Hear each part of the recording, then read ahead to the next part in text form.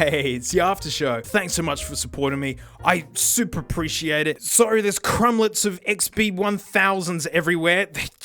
It's everywhere. But we're taking a look at some Sonys from 1971, the DR-11s, and just proof that Sony just hasn't ever known how to name things. They got lucky with the XB1000s. Cool name. These look wild, and you can see it's like the faux leather, but hard plastic. It's like the dashboard of like a 70s Toyota Corolla. I love this alien-looking adjustment where they protrude up.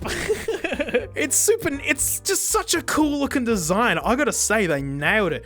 Left and right, that's how you know it's hi-fi. It's got a really nice cable as well. I really do dig it. It's like a shoelace.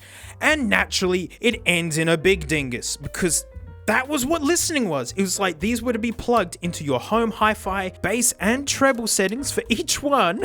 You're gonna hear some recordings. I've left them in the bass position, and you're still gonna be disappointed with the amount of bass. Spoilers. Yes, you can mix each left and right, like that's weird, right? But in the early stereo days, it was like a gimmick. Like most people just had mono. And it's like, you know, early VR games come out and it's like they try and like use as many of the gimmicks as possible, not because it makes a better game. Well, you know, early stereo songs, they put all the drums on one side, all the guitar on the other side, and it was like backup vocals here, singer over here, and it was like that. It was like, yeah, to sell like, whoa, stereo, yeah. And that's what people wanted. And so this is a way. So if there's too much bass in the left, you can just go, all right, a little less of that, or I want more of Paul McCartney there. And early Beatles tracks did it a lot. I always found it really funny. If one earphone fell out, all I hear is Ringo go, dee, dee, dee, dee, dee. Hard plastic. They're cromulently comfortable because it's at least wide. It feels like a really thin one, and they're not overly heavy. So of course they're going up against the old mate Herders, and take a listen.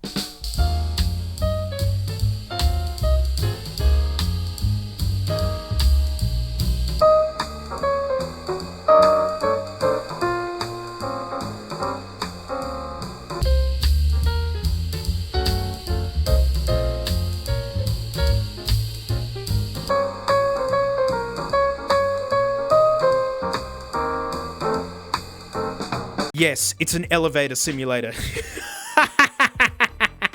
That's what I said. The left in the bass position, and it's like you're still going to be pretty disappointed.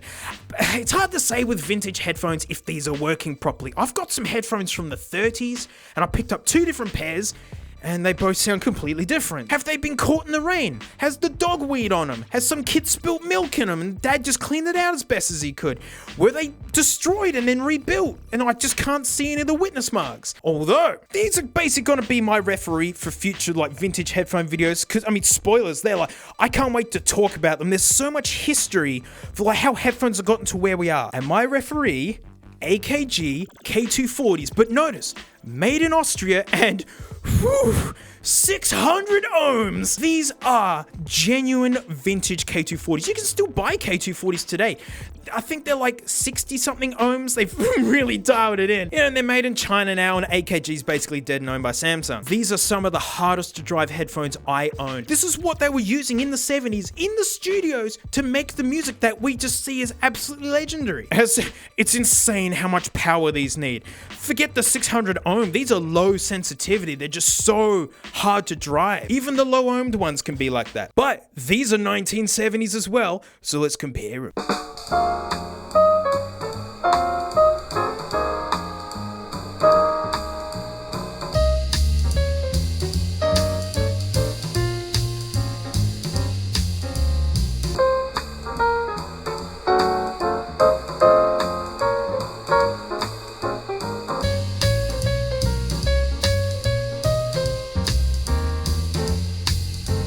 So these are also about 50 years old, and they still sound wonderful. Maybe the DR-11s always sounded a little bit poor. But I mean, I guess like in the day, this would have been like audio enthusiasts. I mean, you know, I do have a lot of vintage headphones, and a lot of them sound like this. Audio had a big glow up period in the late 70s, early 80s, and I just love how these look. I'm really warm to the K240s because when I was at music college, straight out of high school, these were the first sets of headphones of this caliber that I tried. And I remember looking at them going like, ooh, what are these things? And then, yeah, listening to music through them, I just couldn't pick it. I couldn't believe how much better these sounded than the cheap Sonys that I had at home. But I gotta tell you, I certainly do plug these in from time to time.